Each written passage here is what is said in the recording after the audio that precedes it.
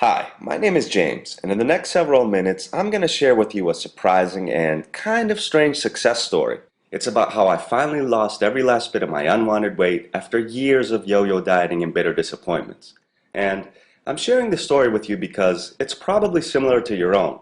It doesn't matter if you're a man or a woman, young or old. If you've ever struggled with your weight or felt self-conscious about your body, you're sure to relate.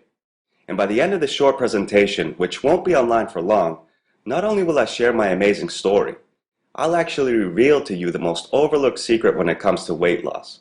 The same secret I accidentally discovered, which helped me shed over 36 pounds of ugly fat and kept off till this very day. Now, before we get started, there's a few things you should know about me. I'm not a doctor, nutritionist, or some kind of health practitioner, and I don't have any fancy letters after my name. I'm just a regular guy with average genetics who, over the years, developed somewhat of a weight problem. The funny thing is, I was actually skinny growing up, but by my early 20s things started to change. The days of eating whatever I wanted without second thought were long gone. The weight slowly started creeping on, and fast forward 15 years later, and I was carrying an extra 40 pounds of fat. Now, don't get me wrong, I didn't just let this happen. In fact, I fought it every step of the way. I'd go on whatever fad diet was in fashion at least twice a year, and on occasion hit the gym pretty hard.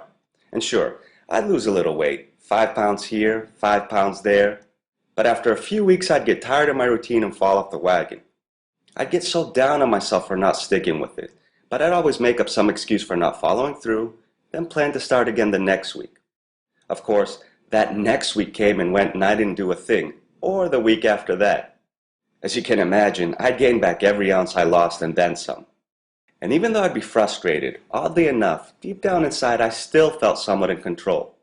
If push came to shove, I was confident I could drop the pounds. That is, until my last dieting attempt. To this day I remember it vividly. It was early May and spring was in full bloom.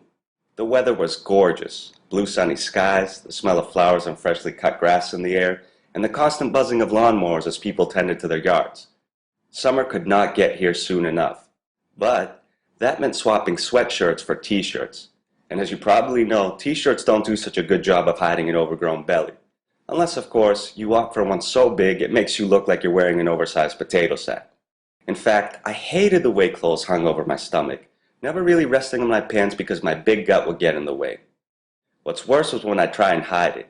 I'm a little embarrassed to admit this, but every time a pretty woman would walk by me in the street, I'd suck in my belly and hold my breath. Of course, the only thing that accomplished was to make me even more self-conscious. Sitting was another story altogether. My shirt would hug my waist and split my stomach into two rolls. I always felt that people were staring at me, especially when I'd be eating in a restaurant. Sure, I might not have been the biggest person in the room, but I definitely felt like it. And I won't even go into bending over to tie my shoes or avoiding the mirror before stepping in the shower. Let's just say those were tough moments for my self-esteem.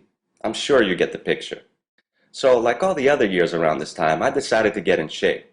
But with summer fast approaching, I wasn't about to take a chance on some fad diet. Instead, I would stick to a tried and true method, calorie counting and portion control.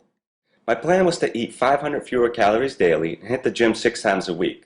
That way, I'd lose about 2 pounds every 7 days. The first week went by and nothing. I still weighed the same. I was a bit disappointed but didn't think much of it. I figured my body just needed some more time to adjust to the new routine. But next week came and still, not an ounce lost.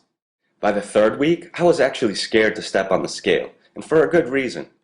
After 21 days of weighing food, eating 6 small meals a day, keeping a journal, and, not to mention, sweating like a pig on the treadmill, all I had to show for it was 1 measly pound. Can you believe it? But it gets worse, because I spent the next 9 weeks losing and regaining the same 4 pounds. It's as if my metabolism had grinded to a halt. And after 3 agonizing months of spinning my wheels, I simply gave up. Remember that confidence I mentioned earlier? Instantly vanished into thin air. I never felt more hopeless about my weight and my health than at that exact moment. I was so devastated I spent an entire weekend stuffing my face. I ate everything I'd shunned on my diet. Pizza, ice cream, chocolate cake, potato chips, Oreos, bacon cheeseburgers, you name it. And after feasting to the point of disgust, I decided to stop feeling sorry for myself and take serious action, because I knew that this was the point of no return. I could no longer ignore the cold, hard truth staring me right in the face. I wasn't in control of my weight, and I hadn't been since my early 20s. There was no more room for excuses. I couldn't put this off for another day when the time would be just right, the way I had done for years and years. In fact, if I didn't do something about it at once, I was destined to get fatter and fatter until it eventually killed me. Oh, here's where I should mention the diabetes and heart disease run in my family, so you can imagine just how bleak my future looked if I didn't change my ways and fast. So, I started looking for solutions. I went on to read at least 15 different diet books. I scoured the web endlessly, looking for something, anything that would point me in the right direction. And I also talked to anyone who'd listen. But the advice was basically the same: eat less and exercise more. The exact things that clearly weren't working for me. Now, I might not be the smartest bird in the flock, but it doesn't take a rocket scientist to realize that maybe, just maybe, that wasn't the best approach. At least not for someone whose metabolism was obviously shot from years and years of yo-yo dieting. I was literally at the end of my rope. Honestly, I have no idea what kept me going, but I'm glad I did, because shortly after, I stumbled onto a secret that was so embarrassingly simple, I figured it couldn't possibly work. But imagine my surprise when it did. In fact, it worked so well that I went on to lose 6 pounds in the very first week. That's more than I had lost in the past 3 months combined, on a strict diet no less. And you know what? I was terrified. Why? Because my last attempt left me so traumatized I was convinced this was a fluke. But lo and behold, the second week went by and I was down another 3 pounds. And this kept going and going that by the 10th week I had lost a total of 36 pounds in all the right places. I had to buy a whole new set of clothes, but I still kept a few of my old ones just to remind me of how far I had let myself go and where I never wanted to end up again.